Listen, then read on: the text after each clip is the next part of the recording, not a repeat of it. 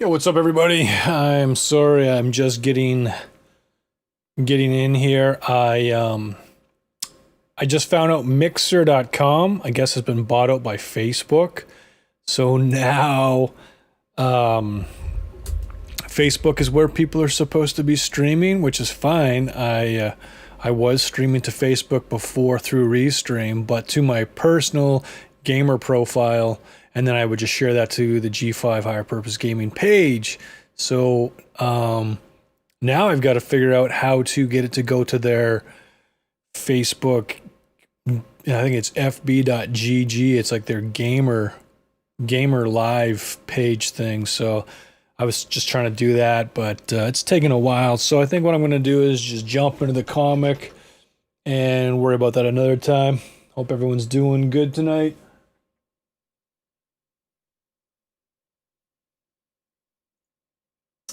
There we go. So tonight we're looking at Aliens Labyrinth. So I hope it's good. Oh, what the heck was that? I hate when that happens. There we go. Okay. Without further ado.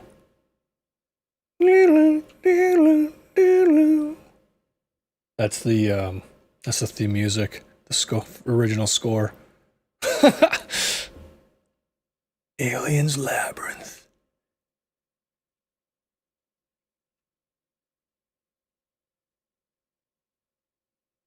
Introduction. They're everywhere, the aliens. Hidden tunnels, dark corners, shiny, wet, and teeming with the glistening black creatures that wait to feed. Just when we think that they've run out of ways to keep us terrified, those metallic teeth that snicker snack dripping, the lithe and powerful bodies that prey on human flesh and incubate their parasite young inside their victims. Just then they attack. I wasn't old enough to catch that first glimpse of the slick and horrifying being that mercilessly stalked the crew of the Nostromo. Well, at least not in the theater. Oh, this is from the author? Yeah. We don't need to read this. But there it is if you want to go back and see it on your own time. I'm here for this story, not his story. Regulations say you're here as backup for the lead team and to provide a retreat escort if necessary. Let's just zoom in here. Let's get some of that juicy detail. This is a nice scan. But what you're really going to do is sit back, relax. Oh, shoot. And watch Rupp and Hollister here liquefy every alien in this cavern with these newly developed particle plasma projectors. Make it clean, sweet man. I want this place sterilized. Where's my piece of paper? This is how I do my radio static. Aye, aye, sir. Over there!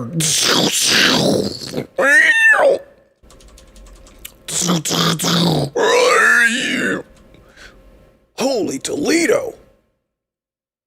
Offhand, I'd say this represents the end of the alien threat. No duh, Sherlock. Kinda takes all the sport right out of it, don't it? Whoa! Looks like the mother lode. Get them all before they scatter.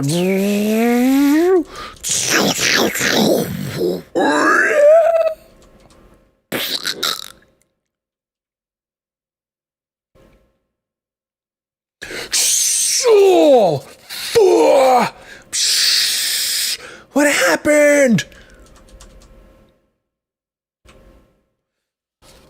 Oh, sir, I can't see. How can I? I'm getting fumes.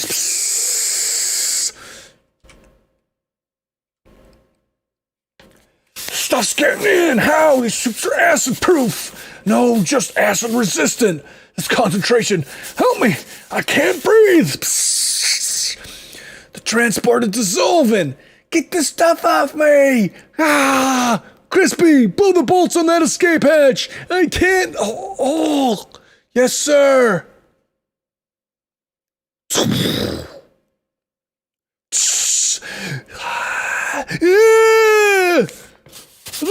suit is burning into me! Oh gosh! Oh gosh!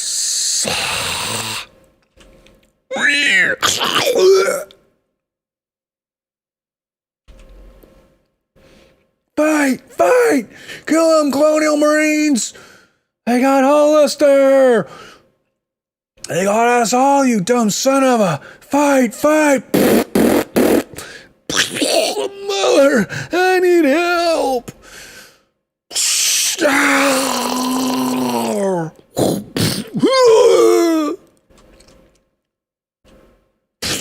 Oh, merciful God, no!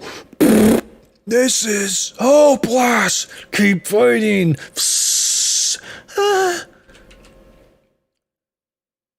Yeah! What's happening? The ledge is dissolving!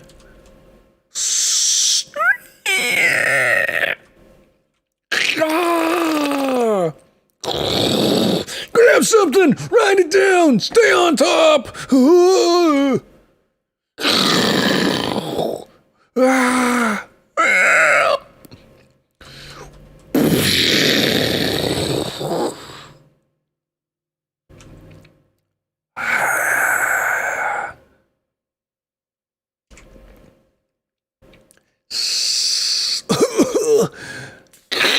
I feel 3 come in at come in. What's going on in there?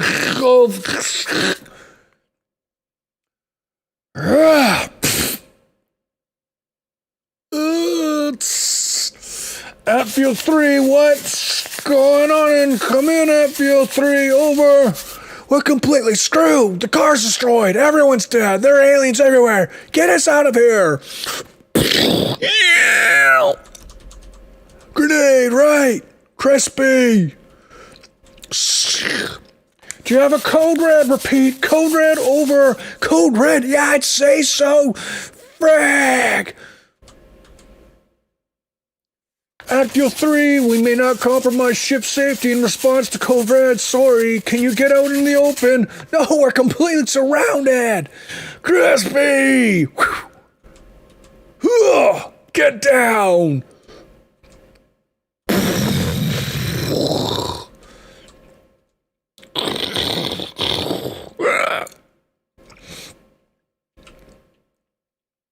Come on.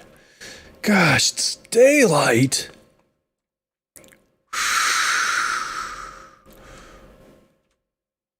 Whoa, watch your head. Oh, the ship, come on, we can make it. Why don't they bring it closer to us? You know they can't. Hurry, Crispy. I'm trying. No!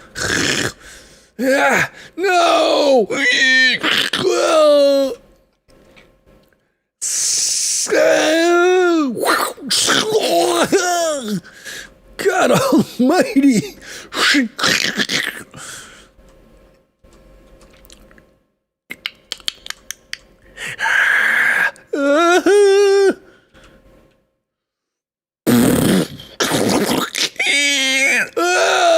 You alright? No! Come on, let's go! We gotta get in the clear. They won't open the lock for us if there's any chance aliens getting on board.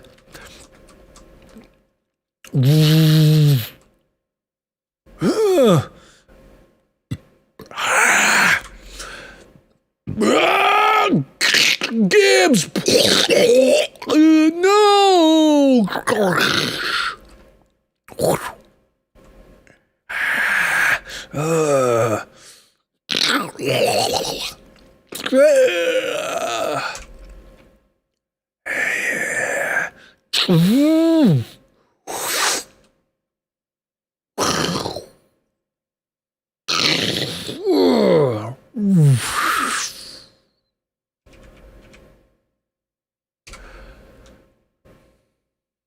Well, that was book 1, I guess. Short and sweet.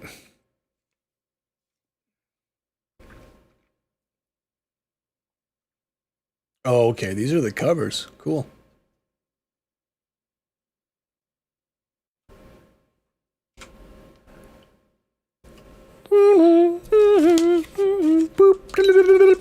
Wake up, Tony. I'm 6 months older than you were. O death, where is thy stinger? Ouch.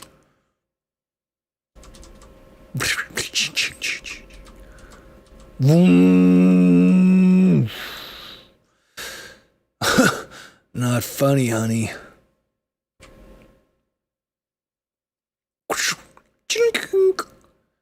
This is Colonel Dr. Crespi. How are we? This is Lieutenant Colonel Heller. We're fine, sir. We dock at the Innominata at 0900 hours. How did you sleep, sir? Like plastic. Anything to release? Yes, sir. There is one. I will release it now. Colonel Dr. Anthony Crespi. Eyes only. Contract failing. Thank you, Lieutenant Colonel. I'll see you on the bridge in about 20 minutes after I get cleaned up. Very good, sir. Beep. Colonel Dr. Anthony Raymond Crespi, USCM, NNP 117. Tony.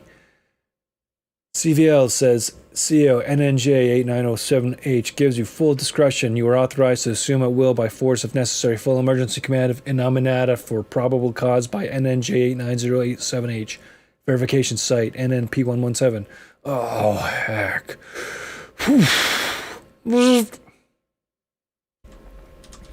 Greetings, all. Greetings, sir. So that's she. What's that? So that's she who cannot be named. Haven't you been before, sir? Nope. Nope.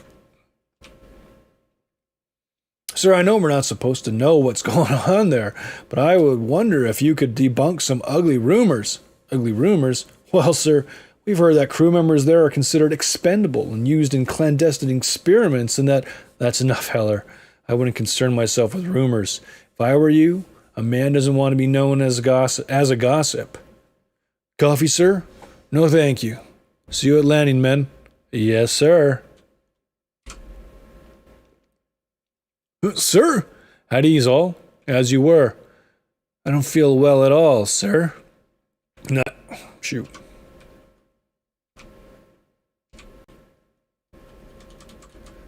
Neither do I, McGinnis. I think I must feel as bad as you look.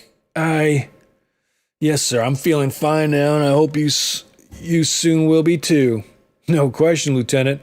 Your recovery has been an inspiration to us all. Will I be working under you on board the Innominata, sir?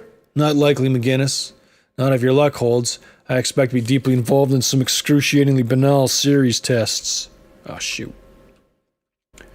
Sounds good to me. The Innominata is a little too hush-hush. Too never was. Too didn't happen, to suit my taste. If that's the case, why did you volunteer for this tour? Good question. Colonel Dr. Crespi, sir. Colonel Thompson wishes to see you on the upper bridge before landing. Very good.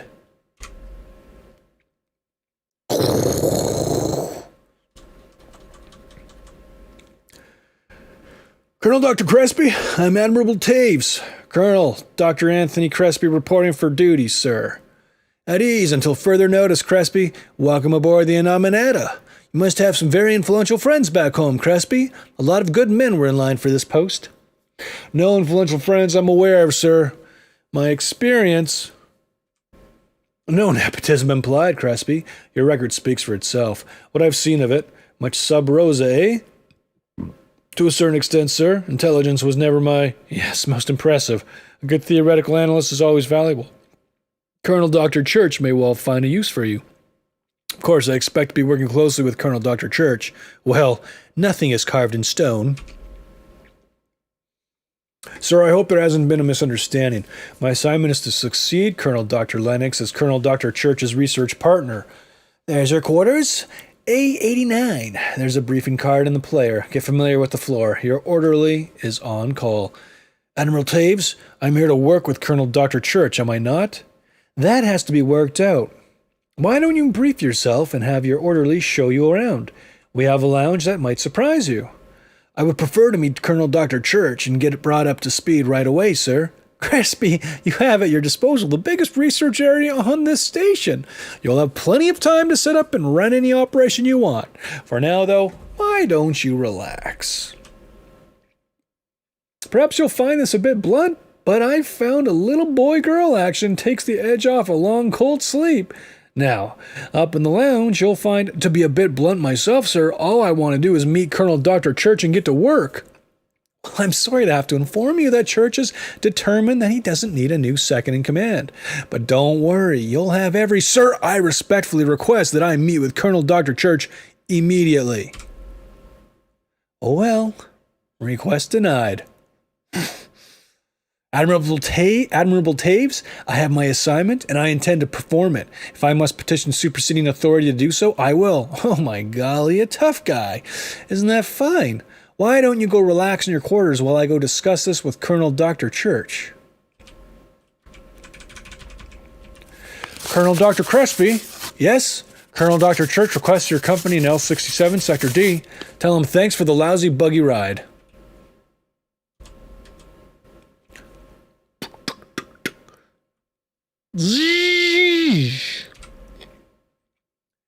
Colonel Dr. Crespi? I'm Paul Church. Won't you come in? Thanks. Please, sit down. Thanks. Pleasant journey? Uneventful as only cold sleep can be. No, I don't mean your trip here. I mean the months ahead. Shall they be pleasant? Or otherwise? Things are pretty well established in their course here, Crespi. It's all routine at this point. It wasn't necessary for you to be sent to replace Lennox. I took steps to prevent it, you know. If he hadn't died when he did, he would have been transferred. Nothing for him to do here. Nothing for you to do either. My research has been downsized. Hardly enough to keep me engaged. Spaceborne virus typing. Dull stuff. I understand one of your viruses pushed Colonel Dr. Lennox's brain out the back of his head. Oh no, Crespi. What a macabre notion. Viruses are little tiny things.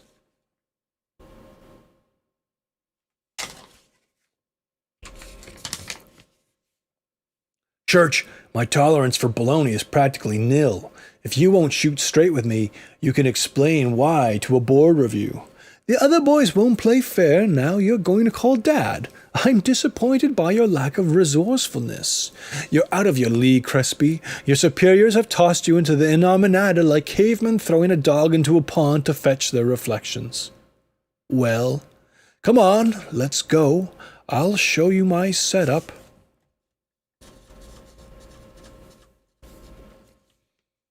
O'Hara, Lawless, this is Colonel Dr. Crespi. He'll be working with me in G-Lab. I'll need to be put on the bioscan ASAP, of course. Oh, there's no hurry. We'll see how things work out. Let me remind you, Church, that you are not my superior officer. All this lateral obstruction is going to serve you very poorly. Still get good chocolate on Earth? I heard they stopped making it. Shh, don't wake the baby. You have one heck of a lot of nerve, Church. I accept the compliment, Crespi.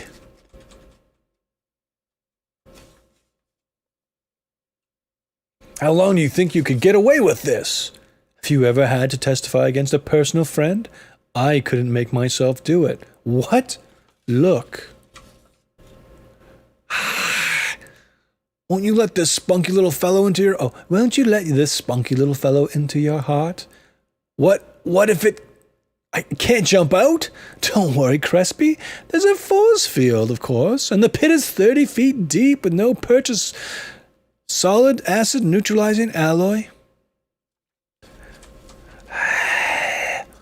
See the electrodes on the walls? They're motion activated. If an alien attempted to jump, it would not only be electrocuted, but roasted alive. See here? This will give you an idea of the extent of this operation. This must utilize half the Innominata's non-renewable resources. More like 5/8. Why are you so eager to help me shut you down? Hey, how's it going, Headshot? Yeah, this is live. Hope you're having a good day. Hope you're enjoying. Ask me later. Heads up.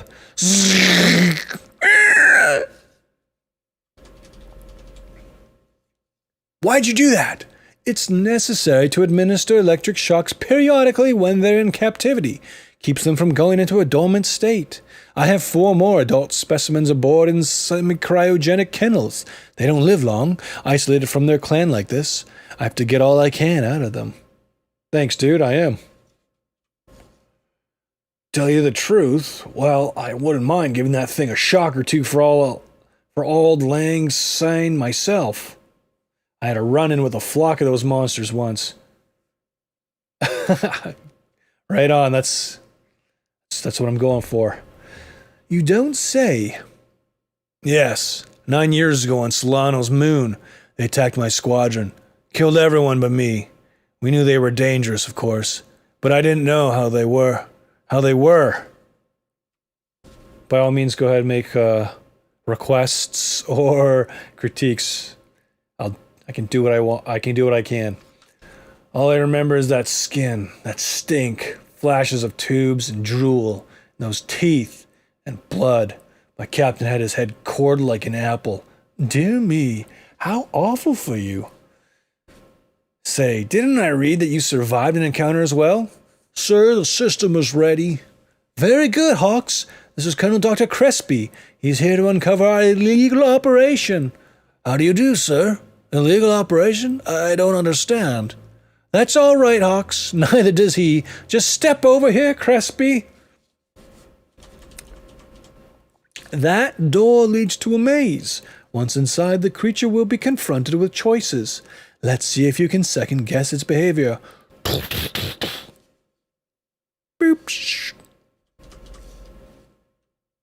There's a man in there! Yes, aliens don't have eyes. They can't be fooled by holograms. But don't worry, I've taken every precaution. When the alien attacks, the automatic sensors will activate the electrodes. Now, Crespi, that alien is starving, and as you may know, aliens are very fond of pig. What will it do? I know it won't retreat, but I think it'll attack the pig, eat, and then attack the man. Wrong, Crespi. R-O-N-G, wrong.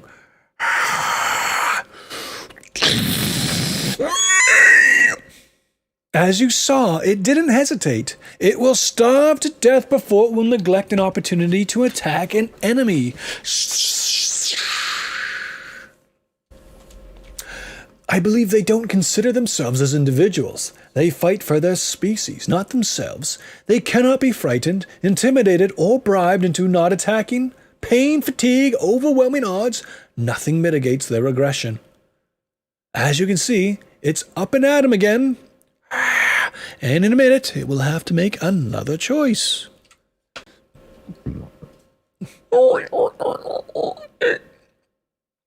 Here it is confronted with a choice between food and the possibility of escape. That small tunnel leads to a storage room. The alien can sense that down that tunnel there are no men. If it wants to escape, that's the route to take.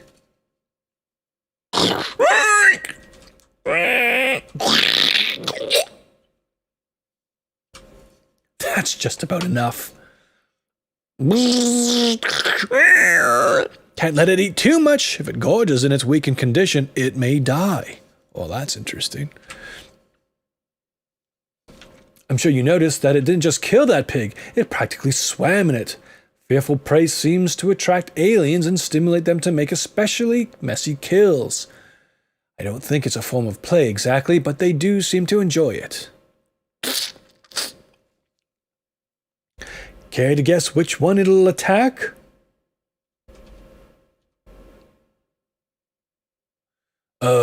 The armed man? Ha! Good call, Crespi. An alien will always attack a perceived threat. Out of the hundreds of similar tests I've run on dozens of aliens, there's never been a single deviation from this rule. Hundreds of tests? Dozens of aliens? What you're telling me is tantamount to a confession, Church.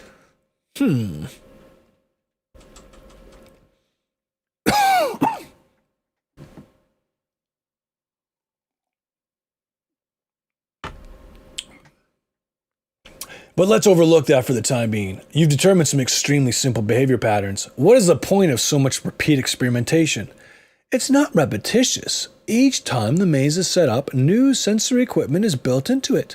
I'm compiling a data overview that will set a new standard of bioanalysis. Now you'll see something interesting. Neither man is armed, but the one in the back is full of FITR, a telepathine that induces a sense of invulnerability and increased mental strength. The other man is cold sober, and as you can see, scared whizless. There,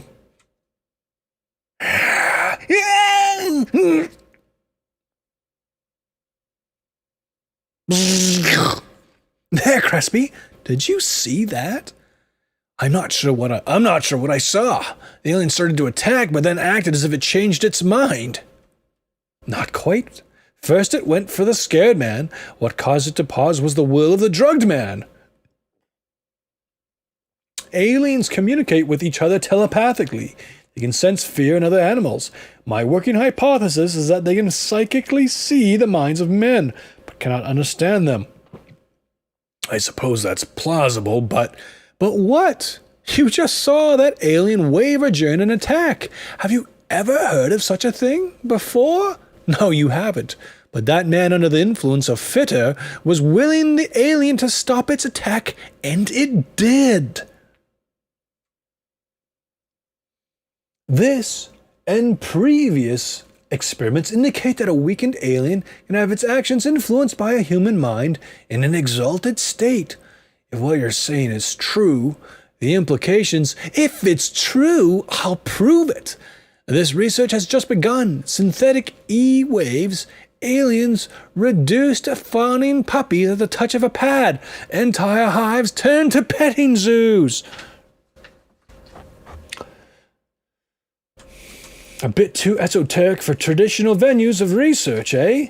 Risky, messy, inconclusive, possibly immoral, profound potential for misuse, a pearl beyond price, secrets countermining secrets, official smokescreens, top investigative men sent to see how much can be found out. What are you saying? Why don't we have you coded into the bioscan lock now? How many crew members have died during the course of your research? It depends on who you ask. I'm asking you. None. Excuse me, Colonel Dr. Church? Was the specimen in Kennel 4 transferred? Transferred? No. Something's wrong then, sir. The door to Kennel 4 is open and the alien is gone. What? Williams, secure the floor, then get to the systems monitors. Briggs, inform Admiral Taves. Webster, give me a head count. Yes, sir. Yes, sir. Secure this door, get reinforcements and cover the lab perimeter. Yes, sir. The aliens are all wearing tracking devices, so it's just a matter of... Colonel Dr. Church, all personnel are accounted for except Lieutenant Mortensen. Get Mortensen on camera, I'll find the alien. There are the kenneled aliens, and there's Mortensen. What the devil is he doing? Oh, where has my little dog... There, in that breaker room. I'll put Mortensen on comm, sir. Let me do it. That alien is only 20 yards away from him. If Mortensen panics, that thing will be on him like a dogwigger on a patty melt. Mortensen, this is Colonel Dr. Church. Huh? Yes, sir, Doctor... yes, sir, Colonel Dr. Church. I want you to go directly to the compressor room in SJIZ, or SJ12. Right away, sir. Yes, immediately. I want you there in 6 seconds. What is that network doing futzing around with those suits? I'm here, sir. Do you copy? Big and bold, Mortensen. Shut the door behind you and lock it, please. Yes, sir. Anything else? Yes, give thanks. You just had a close squeak. What's the problem, sir? This is Admiral Taves. What the heck were you doing with those decon suits? I was changing the filters, sir. On whose authority? Station's orders, sir. Is there a problem? My gosh. Mortensen, get out of there! But, sir, I was just...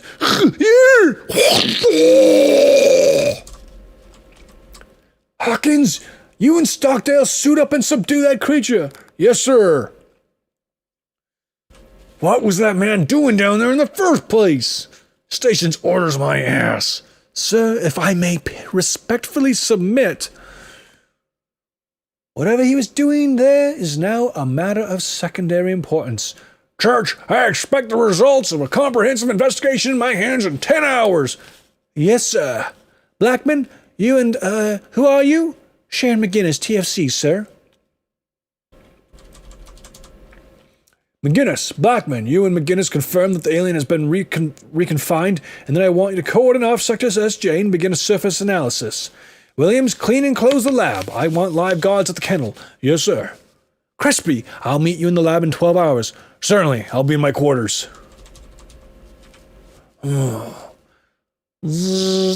Yes? It's Lieutenant McGinnis, sir. Come in, McGinnis. May I sit down, sir? Yes, of course. Thought you'd still be at the accident site. We did some prelim and specification, and now the sweeps are down there. Find anything? The tracking device on the escaped alien had been cut off. Cut as with a blade. It was in the break room. No alien residue. Oh boy.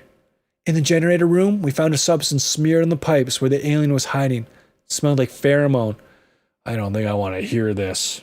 It gets worse. Mortensen was there changing the decon suit filters on station's orders. All right. The kennel door locked was opened by the station too. You're saying this was a deliberate killing? Sure looks that way. You're a Class 3 systems tech. Can you unscramble the station code and trace that order on the main line? Not without authorization. You have it, Sub Rosa. Oh, you have it. Sub Rosa, McGinnis, don't get caught. Report only to me. Do you understand? Yes, sir. I want this to be our little secret. That's the end of 2. Oh, whoops.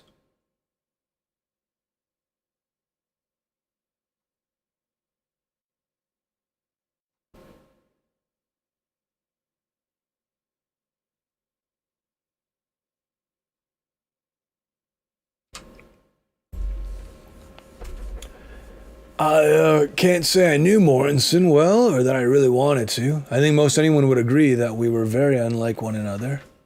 It's been said that there is more difference between two men than between two animals of different species. I believe that, but I feel that Mortensen and I shared something that made us brothers. Our humanity. If we had ever compared our life stories, we would have found much in common. We each experienced the strange ignorance of childhood, the difficulties of young manhood, the sacred achings that came with first love. Now everything that was a man in him is at an end. No more satisfaction for him, no more frustration, no more joy, no more fear. We can sign his remains to the void. There is nothing more to be said. Goodbye, Mortensen. Take the body to the discharge bay. Hold on just a minute, Colonel. Dr. Church, Mortensen signed an organ donor release. You might want to keep the body for research. Spare retinas. That's unnecessary. Admiral Taves' protocol dictates. Don't you dare recite the dang rule book to me. I beg your pardon, sir. It's your call, Church. I just thought the dumb dead bugger might be of some use. God knows it's about time he was. I respectfully submit that burial in space with military honors is appropriate. Fine, fine. Shoot his ass full of diamonds while you're at it. Military honors? What a load of crap. Bring him to the discharge tube. I'll jettison him myself. Yes, sir. You've had a couple of full shifts, Crespi. Why don't you go have yourself some R&R? Thanks. I think I'll hit the gym. Oh, Colonel, Dr. Crespi, before you go, I wonder if I could have a word with you about the trunk line. Certainly, McGinnis. We can talk in private over there. I found out some disturbing things, sir, but before I tell you, I have to come clean. On the transport ship, you asked why I volunteered for duty on the Innominata? I didn't tell you, but there is a reason.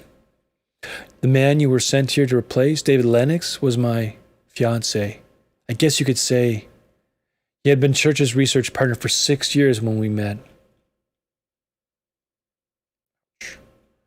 David tried repeatedly to have himself transferred, but could never get the orders. Something was happening here. He tried to send me a coded message, but it arrived scrambled, and I was told that he had died of a heart attack on board the Innominata. Shortly after, my apartment was burglarized. Everything he'd ever sent to me was taken. Everything, even love letters. I want to know. No, I need to know what happened here. I'm certain David didn't die of a heart attack.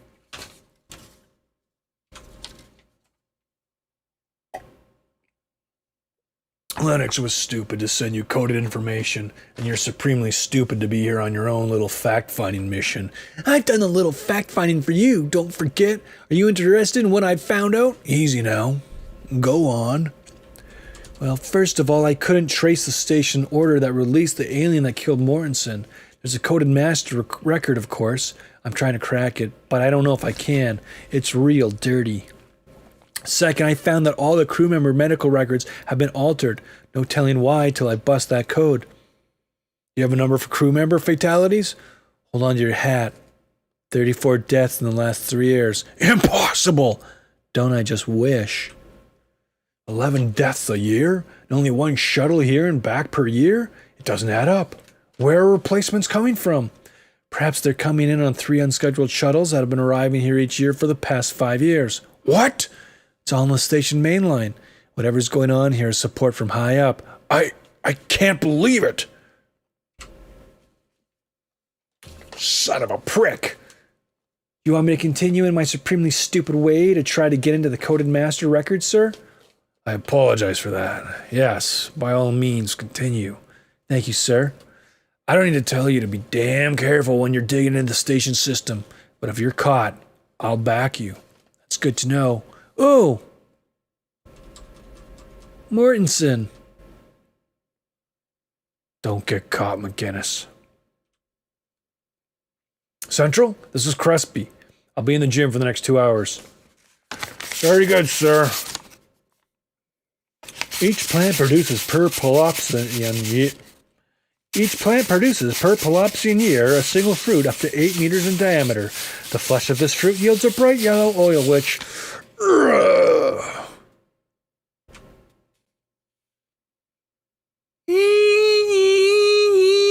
What now? Run! Oh my gosh! Ah! What the bong? Good morning, neighbors. Get it away from me! Oh gosh, keep it back! Oh, don't be afraid of Trixie, ma'am. He won't bite.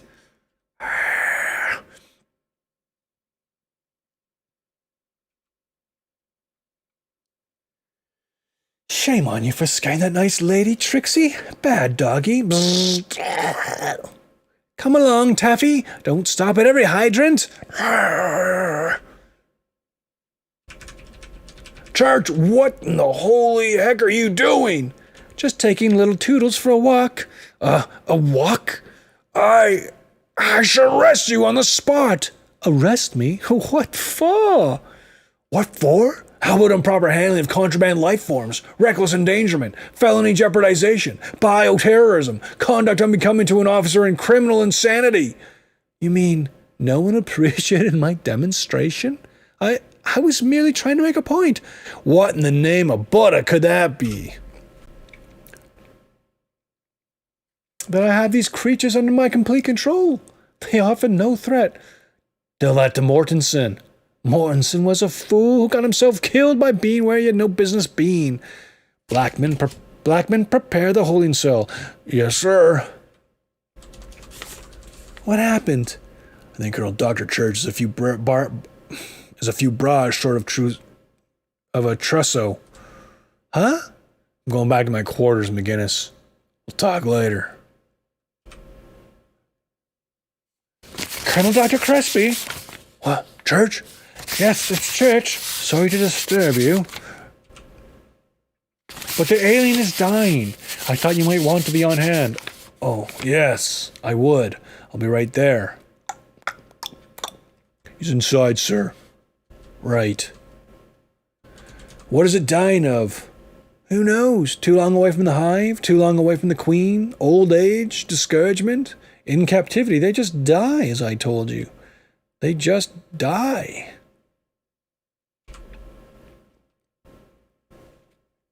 Look at it, Crespi. Does your heart know this monster? Do you see the desperate fear of your fathers in its blind destroyer's head? When men first looked into the outer void, into space, they looked into the soul of this soulless creature. When men kill each other and hurt their children and close their eyes, so that good will not distract them, they are worshipping that creature. What? In their hearts, all men would like to be like this one, hideously strong, unchained by conscience, charged by the black heart of the cosmos to go forth and annihilate.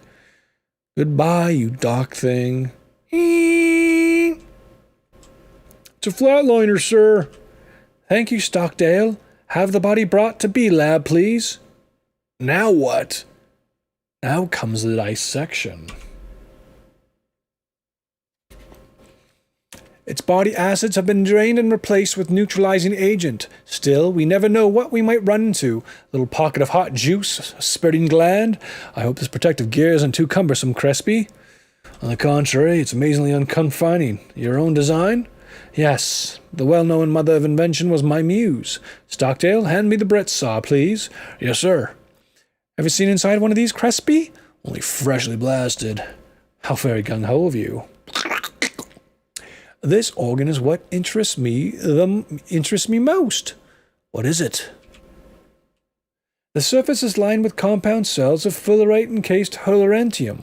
The internal structure is solid neuron in two binary fans. Very dense. I think it's the alien psychic receiver. The fullerite and holorentium pick up E waves, and the binary fans create interference patterns from electromagnetic fields. So it would not only receive brainwaves, but enable the alien to assess another animal's physical characteristics by seeing its subtle body? Exactly. That's why strong electromagnetic fields really affect aliens. Gives them the equivalent of an ice cream headache. Remember that. Now you can see that this thing has withered. In healthy specimens, it's more bulbous, fills the cavity tightly. But in a languishing captive, it atrophies. Which could explain why the crewman under the influence of the telepathine was able to affect the alien's behavior. Exactly. And this receiver is where the crewman tuned in. That is, if your surmisal is correct. Wait, fullerite and holorentium can be synthesized? It seems so obvious, doesn't it? Oh wait, no. Fullerite and holorentium can be synthesized. It seems so obvious, doesn't it? You tried to reconstruct it in a cold tank or in a computer model? Not yet. The molecular structure is too complicated to be duplicated through traditional gellification. Gellidification. How about a computer model? So far, I don't have sufficient structural data. Well, let's get that missing data and build one of these things. You just said let's, Crespi. Does that mean you no longer consider this an illegal operation? It means I consider this research too important not to receive full attention. Of course. This psychic sense organ is only part of the picture. This structure here is very like a cerebellum, but I don't think it is. There's an enormously complex neurological structure in the dorsal region that I suspect is what the alien has instead of a brain. Oh my gosh. Well, let's see it. This is an articulation. We have to cut around it. Those white sacs form a receptor body. We want to remove it intact. You may as well prepare yourself for the long haul, Crespi. This may take hours. No problem, boys. I'll wait. Is Colonel Dr. Church in there? Yes, sir. He and Colonel Dr. Crespi have been working together for the past 6 hours. Working together, you say? Well, that's fine. If we can use one more specimen, I can get 16 different models on Requad, no problem. We'll start on the next shift, if you like. Excellent. The implications of this project are mind-numbingly significant. I quite agree, Crespi. And if I may say so, I think it takes a special kind of scientist to appreciate that. Why don't you go get some rest, eh? You look all in. Right. Though I don't know if I'll be able to sleep. See you in 8 hours.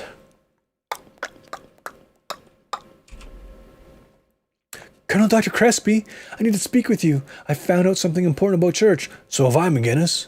I've just spent 6 hours watching Colonel Dr. Church in action, and the man is, to use a much abused term, a genius. He has opened doors to technological innovation that borders on the mystical. The work he is doing here will change the face of science forever. But I realize you had professional motivations. But Church is a total professional. As of this moment, you will desist spying around. Understood? Sir, I've been pirating the station's surveillance system. I followed Church's every move for the past 18 hours. I watched you and him dissect the alien. He's toying with you, sir. The alien research is only a small part of what he's doing here. The station resource requirements don't jive with consumption records. Something on board the Innominata is using almost a third again, as much power as all known systems, including the alien lab combined. Church has a hidden operation on board, sir. Something big, something he doesn't want you to find. He's engaged your interest in the alien research to throw you off the track. The bugger. McGinnis, you're a good soldier. Do you know where this ghost facility is? I think so, sir. I believe it's located in K-Lab. It's designated as a zero-G test facility. But that's where the 30% power overage is going. Church has had 3 double-code single-access locked doors installed, and it's not on the station mainline at all. Okay, you convinced me. How do we get in? Church has a code slate. If we can get that, I can extract the key. He keeps it in his Unity station. On my pirate monitor, I saw him leave it on the console. Where's Church now? He's asleep. Took something and he's out like a light. Can you get that slate? The bioscan won't let me into Church's Unity hole. You'll have to do it. I'll be right back. Use my private comm line if anything comes up.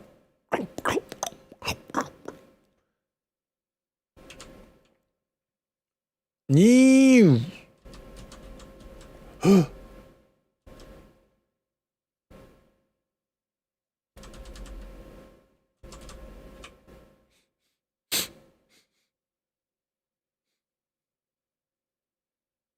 Bloop.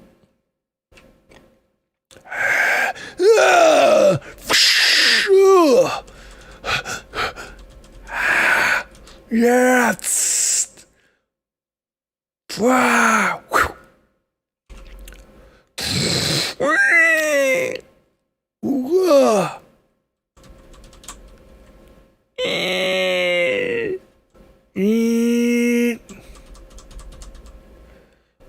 What the? Colonel Dr. Crespi! My gosh, another one got out! Stockdale, we have an alien in the accentuator room near Doc's Unity room. It's been electromagged, but you better get a full team down here in riot gear. That generator control panel hadn't been open. You're a lucky man, sir. Sir, where are you going? That's actually supposed to be the sound effect of him walking up metal stairs. not eating a Big Mac. Did you get it, sir? No. What are you doing? You sent me down there to get lunch, didn't you? Didn't you? Stop it, you're hurting me. Are you all right? I'll... Stop killing me. You set me up, you worthless piece of flesh, traitor. No. I ought to shoot you on the spot. No, it was Church, I'm sure. You get the slate. Let me have it. I'll prove I'm right. One chance. You get one chance to show me. I will. I swear I will. Give it to me. Come on, let's get to K-Lab right now. Church will be notified about the attack and he'll come looking for us. This is absolutely impassable without key code, which is what I've got here. And so, we're in. What in the name of everything? Oh no. Oh. This calls for a zoom out.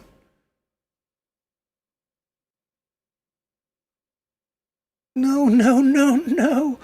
Holy. Gross.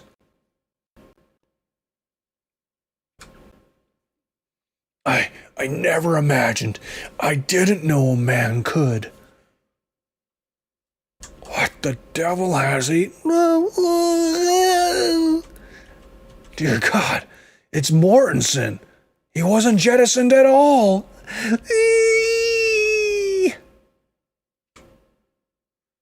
What is it? No. It's David.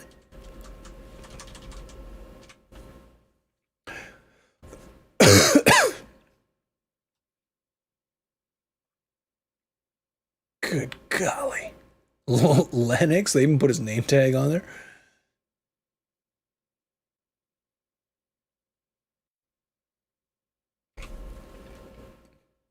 That's the end of 3. Here comes book 4. Oh, I hope that's not Crespi. Rah!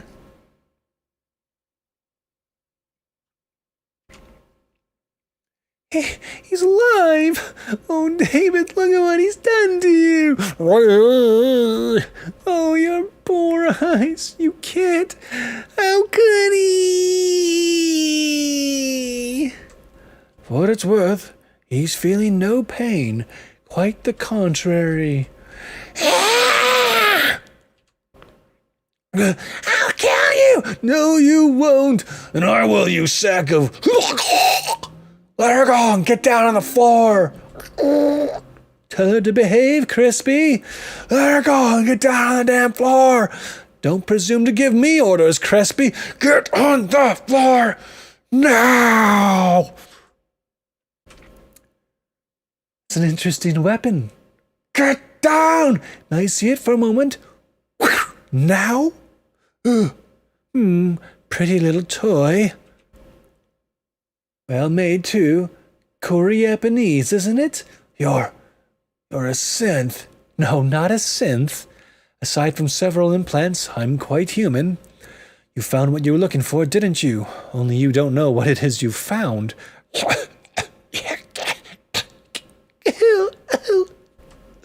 No, I didn't kill him. I didn't kill anyone. Can't possibly be expected to understand what you see here unless you know something of my personal history. So promise me that there will be no more outbursts. And let me tell you what happened to me. 32 years ago, this happened. Gosh, it's hard to believe I was 20. Just 20. My parents were terraformers. I was born in space and never even saw Earth until I was 6. My early life was spent on ships and Genesis camps.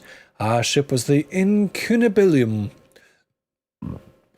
It was an unnatural life for a young man, but I didn't mind. My parents and I were close, and their crew was like family. The crew consisted of 3 men, Taylor, Hewitt, and Johansson, who did most of the heavy work. And Judith, a sex synth who kept Taylor, Hewitt, and Johansson happy. She was also programmed as a botanist. Quentin and Louise Clark, both scientists, and their daughter Rebecca had joined us. We were transporting them to RLW 1289. I'd always wanted to be a scientist. As a teenager, I even got a small grant from the government to conduct immunization research. All in all, it was a good life. We had one stop before RLW 1289 to retrieve a time box from a moon which my parents had terraformed 15 years previously. It was a routine data-gathering operation. There was no reason to anticipate trouble. Our first surprise was the discovery of another ship near the Genesis station. Since the moon was officially off-limits to general travel, we suspected pirates or smugglers.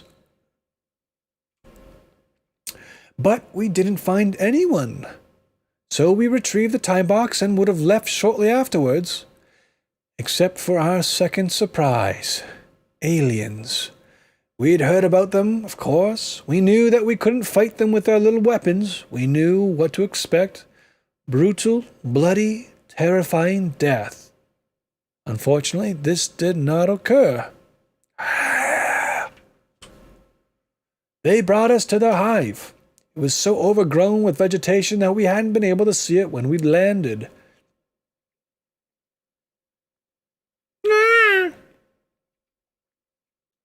As we drew near the hive, the stomach-turning smell grew stronger.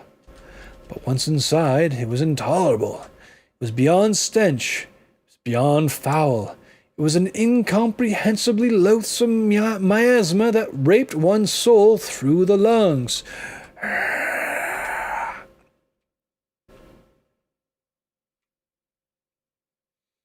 They brought us to a chamber and dumped us on the ground. And they sniffed us and licked us and probed us. We had never heard of alien behavior like this. We had no idea what was going on. Then something happened. Two of the aliens grabbed hold of Rebecca. They seemed to be fighting over her. They tore her to pieces as if she were a wet paper bag. Judith, with her standard human defense programming, attempted to prevent the slaughter. Aliens are usually indifferent to non-organic beings. These aliens weren't. As they destroyed Judith, Taylor alone managed to make a meaningful protest. Jink. With a grenade, took 2 aliens with him. The lucky bugger. Taylor, gosh, how that man loves cigars. After that, they moved quickly. We were separated. I was forced into the bowels of the hive. There I saw what had happened to the crew of the other ship. Oh.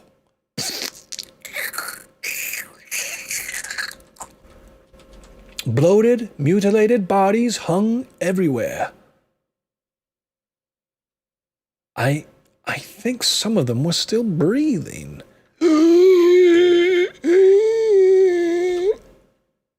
I was attached to the chamber wall with thick strands of web-like mucus and left to contemplate my fate. Ugh. How long I hung there, I can only guess, perhaps 40 or 50 hours. During that time, my eyes and nose were scoured by the hideous stench, while sounds of distant human voices, screaming and sobbing and begging, assailed my ears. When the creatures finally returned, I prayed that they had come to kill me. But they had come to do something else.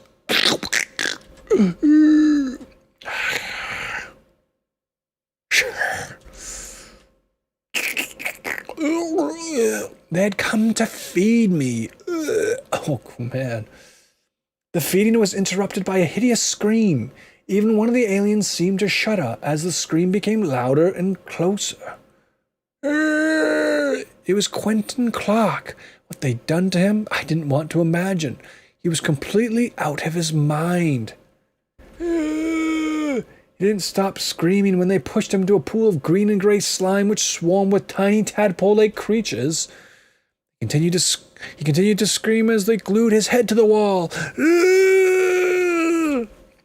And he screamed after they left him. He screamed and screamed and screamed until his vocal cords were shredded, and then he made a horrible noise like a goose.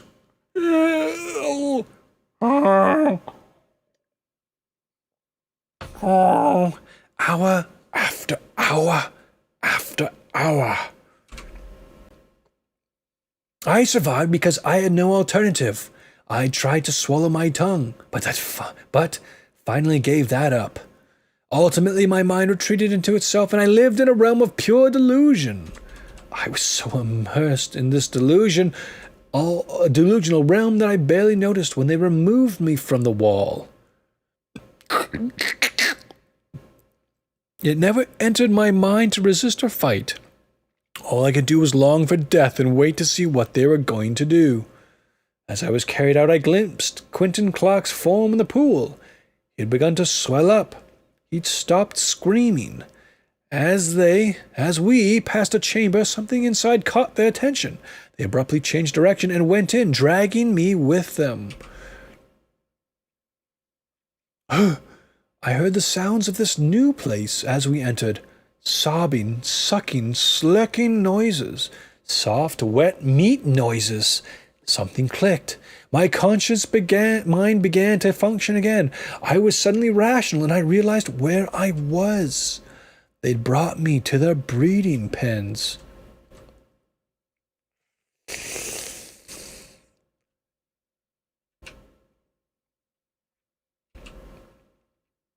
I somehow recognized the woman. It was Louise Clark. Ugh, she was impossibly gravid, hugely, monstrously swollen. I was tortured by a desire to do something for her, but there was nothing, absolutely nothing. And she delivered. She sounded very much like her husband before he died. If the aliens had hoped for hosts to breed in, the newborn things were obviously inadequate. They did not survive an hour. That was when I knew something was wrong with the hive. The aliens were vulnerable. A new resolve was born in me. From that moment forward, I kept my eyes and mind open for information that would help me destroy the hive. I swore that I would survive and use what knowledge I could gather to make myself into the deadliest enemy the aliens would ever know. I was taken to a chamber where I saw what was left of Hugh and Johansson. They were beyond being able to recognize me.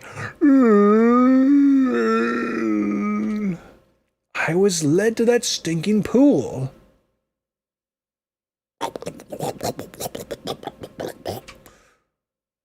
I didn't wait for the aliens to force me.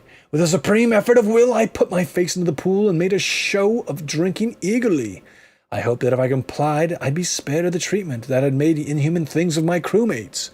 From the start, this plan met with success. The aliens did not molest me as long as I anticipated their actions. When I saw them doing a task I thought I could emulate, such as feeding one of the mutating captives, I quickly took upon the task myself. I'd do anything to prove I wasn't a troublemaker. My friends were past being able to fend for themselves. Soon the aliens stopped guarding me so closely. I was able to investigate my surroundings. Every square inch. I gathered as many samples of organic substance around me as I could and kept them hidden in a small recess. I actually conducted crude experiments testing the reactions on the substances. Testing the reactions of the substances on one another.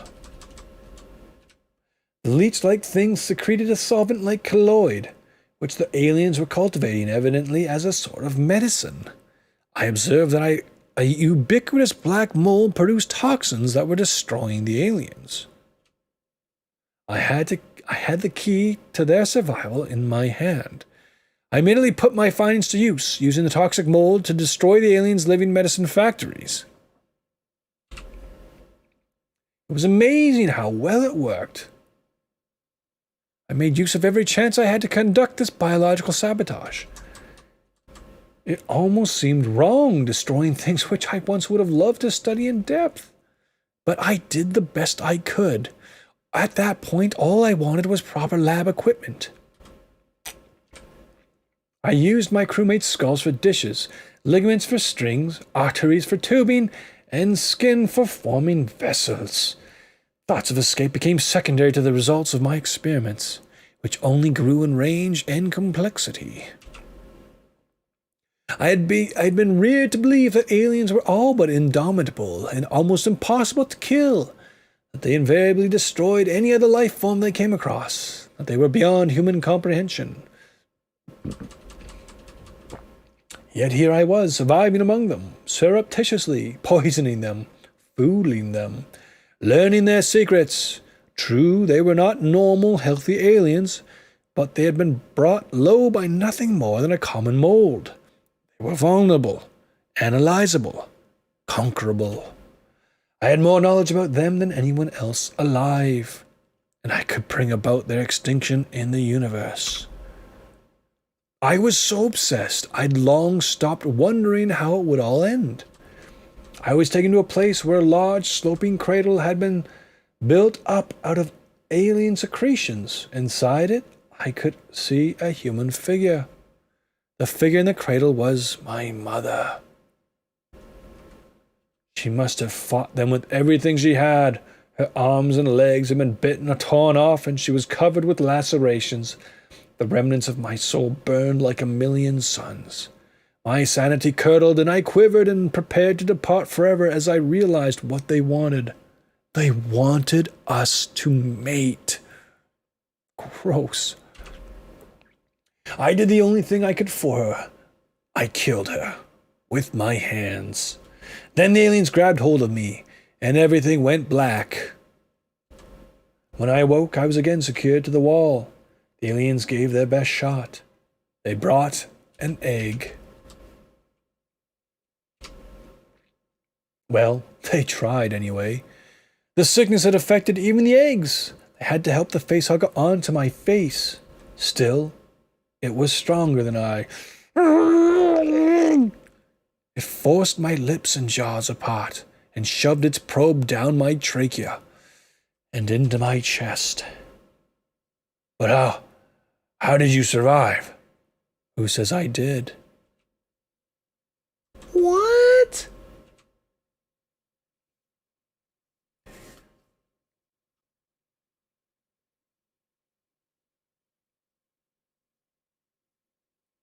Issue 5.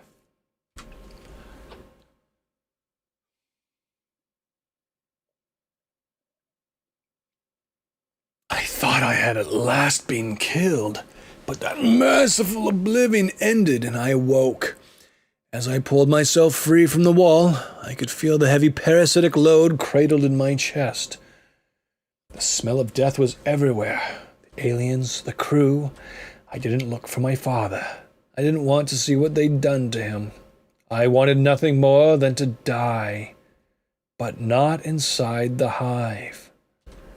I found my way outside. The fresh air, the open space, and the light were shocking to my ravaged senses. I passed the smuggler's ship and returned to the Incanabilium. It was untouched, power levels full. It hummed. This was my homecoming. A comfortable ship, sweet and dependable, full of warm ghosts that loved me. I saw the calendar. I had been in the hive for 43 terrestrial days. I thought of my family and those aliens as they lay dead together, almost in each other's arms. In death they were united. I alone had emerged from that apocalypse, perhaps for a reason. Suddenly I was desperate to live, and I sent a distress signal.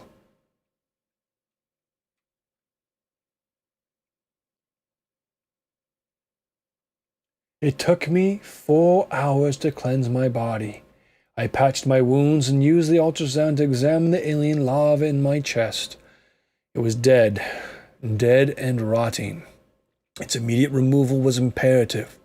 I had no surgical experience at all, but I gathered what information and tools I could and set to work. The operation took 7 hours, but was completely successful. I guess I had a knack for surgery.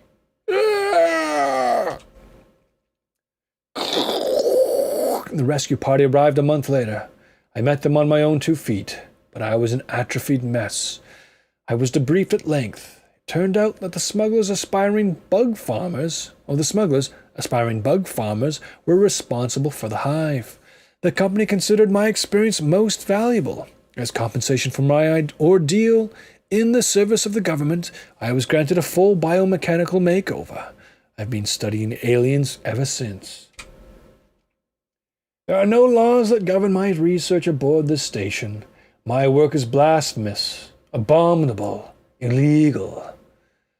Originally, I tried to develop a viral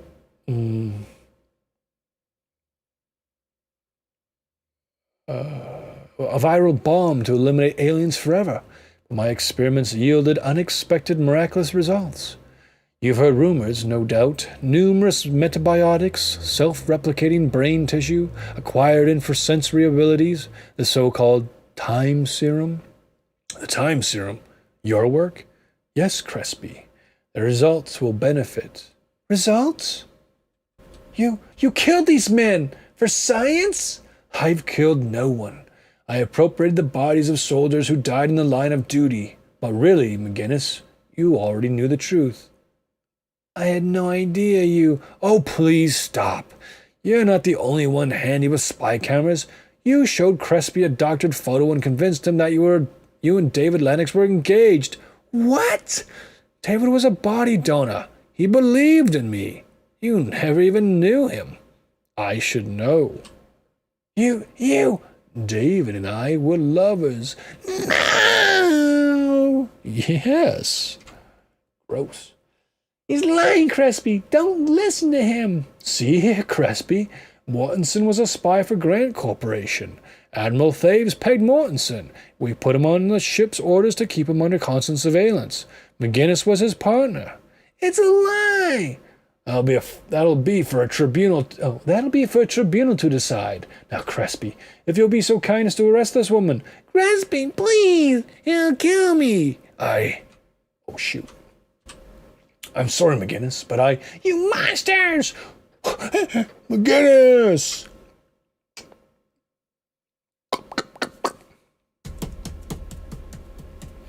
After her. I can control every door in the station from here. We'll corner her in the pit. Right. Give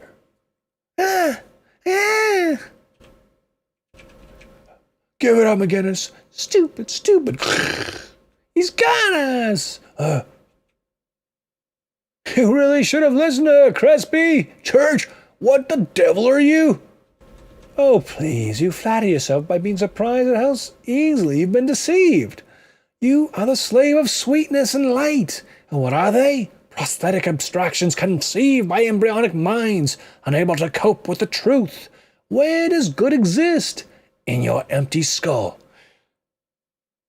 A quick side note here. Actually, goodness is an objective standard. It's set by God, who's holy and pure, and in whom no sin can be found. That's why we know what good and bad is, because of that objective standard.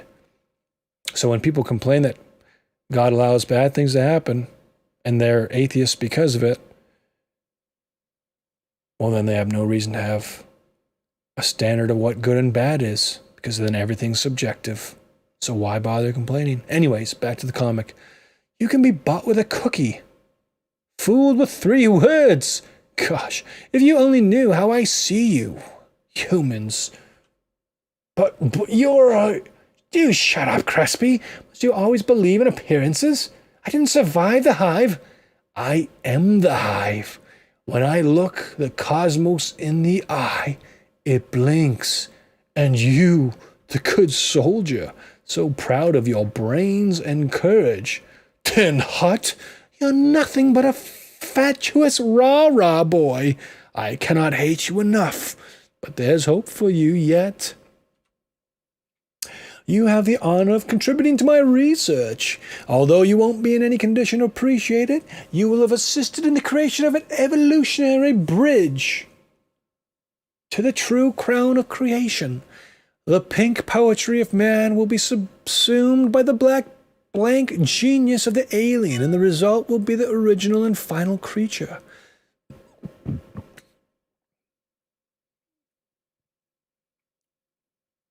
It will feed and live off of itself, and I will join it.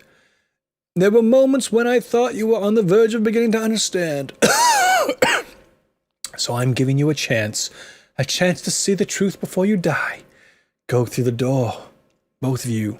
Go to hell. Been there.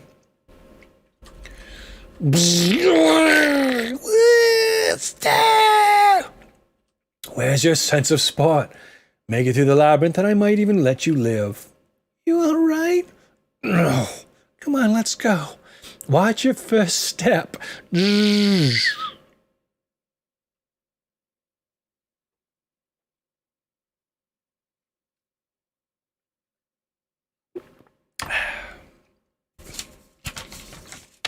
It's a Lulu.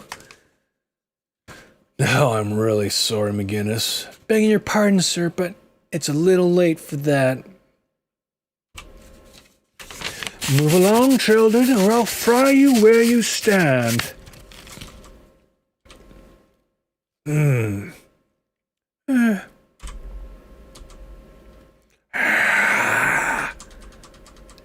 door! Wait, it's harnessed. Can't reach us. Until Church wants it to. I'm gonna call that bugger. There has to be a way out of here. Quick, this way. See anything? No, just, it's dark. Wait, there's a light. It's...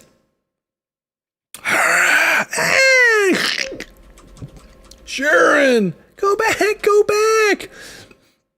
Ugh.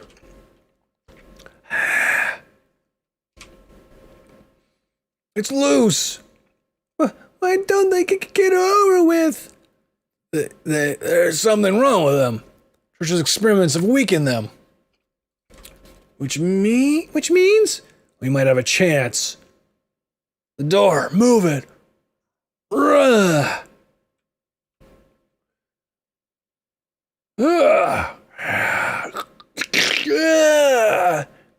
Crispy!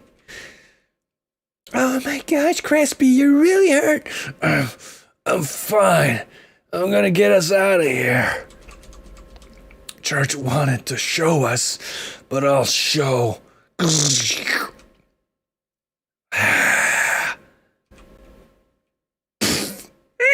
Yeah. No. Crispy, don't move. Let me. No. You don't have to tell me something. I'm cold. This is really it.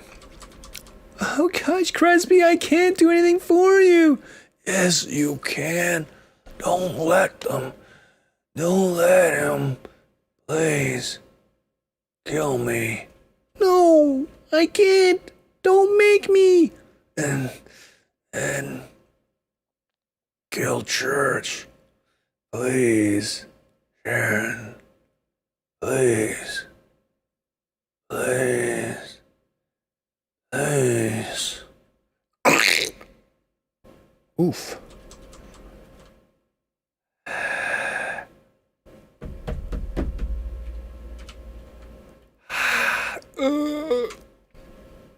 Church! I'm gonna kill you, you bugger! Bugger! Krum, krum, krum, krum. Krum, krum, krum. Ah! McGinnis, I am surprised. You are gonna give me some very beautiful chemicals. And then I think I'll arrange for you and Lennox to spend some quality time together. Uh-oh, here comes your dance partner. Careful, Trixie. Mustn't grab McGinnis. Might give you a piece of her mind. You ugly mother! Ah, you're dead, Church! Dead! What? But there's no telepathy in your... Screw telepathy! I want you! Dad!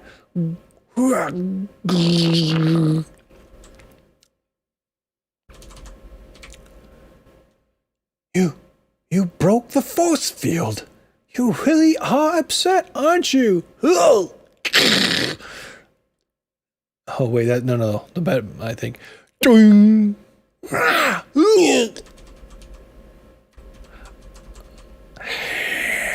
Freeze!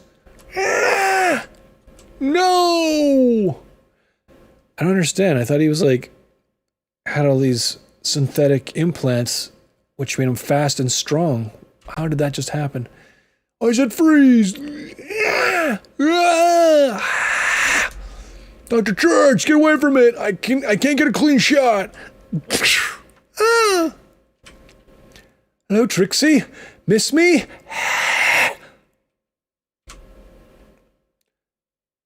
Colonel Dr. Church still needs rest, Admirable Taves, sir. It'll just take a few minutes. It'll just take a few minutes. Yes, sir. How are you feeling, Doctor? Better, Admirable. Actually, I'm quite well enough to get back to work and... Forget it. The meds say you need another week. Everything okay? I keep thinking of McGinnis. Heck, you saw the recording, the way she led Crespi into the lab. Killed him with her bare hands. The Marines picked her up last week. Don't worry about her coming back. It's not that. Some of the things she said about me has me thinking whether my work here is wrong. She was a crazy saboteur. Dr. Church, Paul, your research has saved countless lives. Heck, if it weren't for your viral tent, my own daughter wouldn't be alive today. You're a good man, Paul.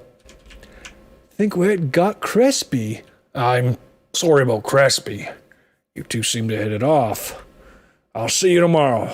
Get some rest. Whoa.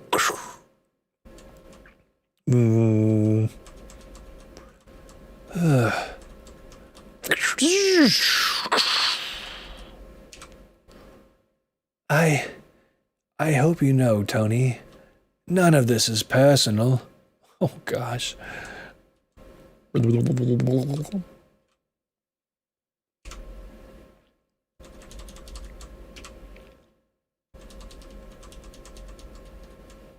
Well, friends, that's it for tonight. That was the episode. I gotta say, I really appreciated the style of the drawings. This happy little alien was attached to the finished pages for #1. Praise the Lord, we are inked at last. Yes. Kind of cool. Interesting story. Very strange. I mean, gosh.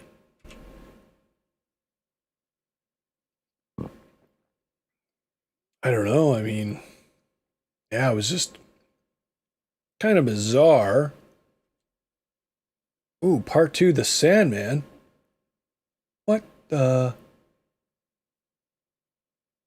Why is this in here? Oh, because it's in Labyrinth. Oh. I've actually never read The Sandman. The reason I downloaded it was because a long time ago, a friend of mine in high school,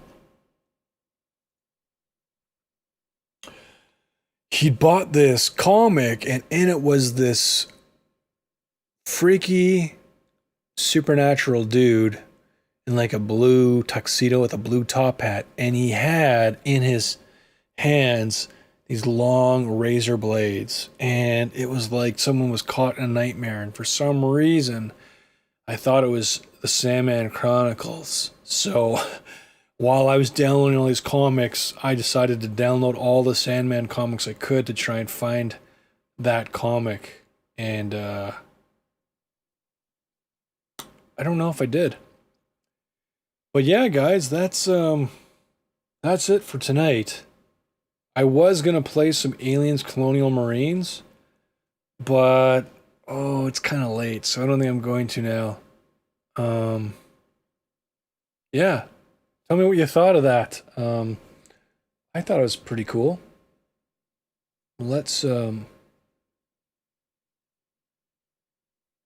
go here to check out. Here's my blog, guys.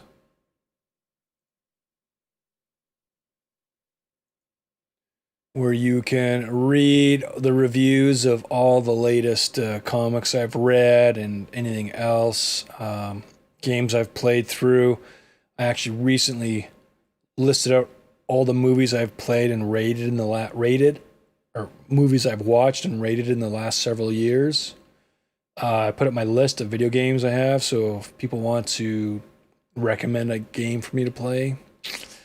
So yeah, go check that out, and also go to the Facebook page. Slap a like there, join the group, all that good stuff. And yeah, I don't know what else to say. That's pretty much it. I guess you could also check out my other website. This one's the important one. This is where you can go and ask God questions. Go check out this invitation here. And it works best on PC. In fact, it only really works on PC anymore. But that's everything I got for everybody.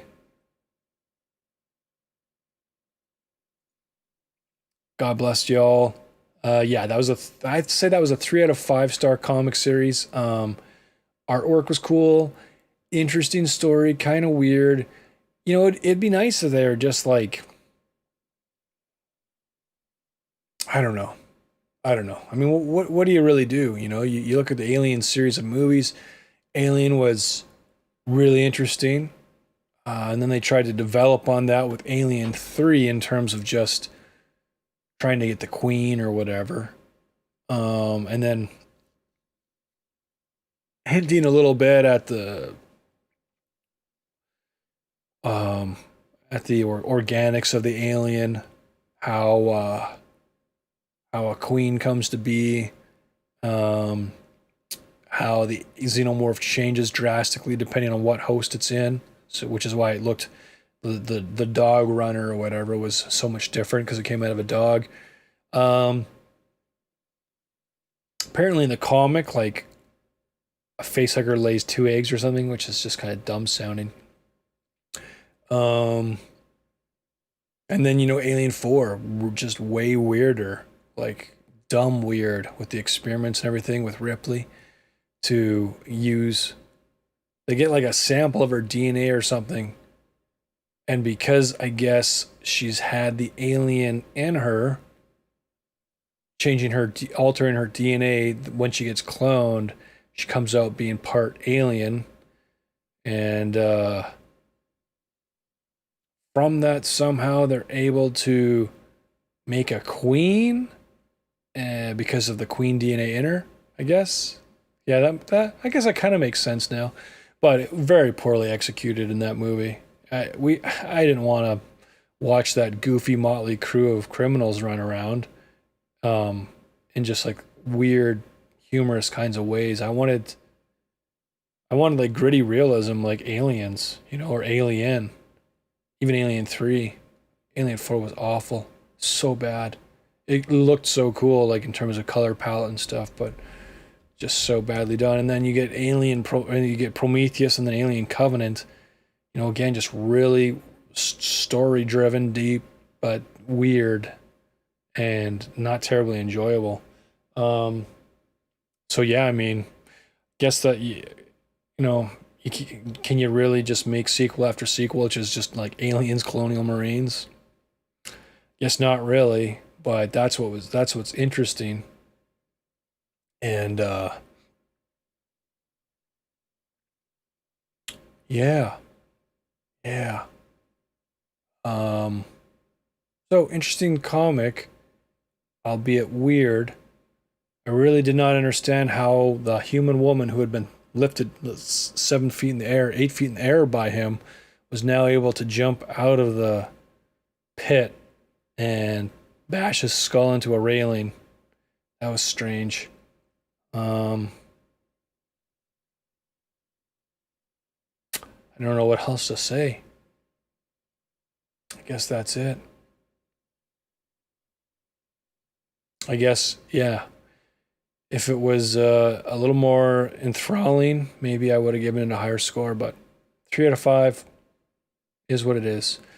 God bless you, everybody. Have a good night.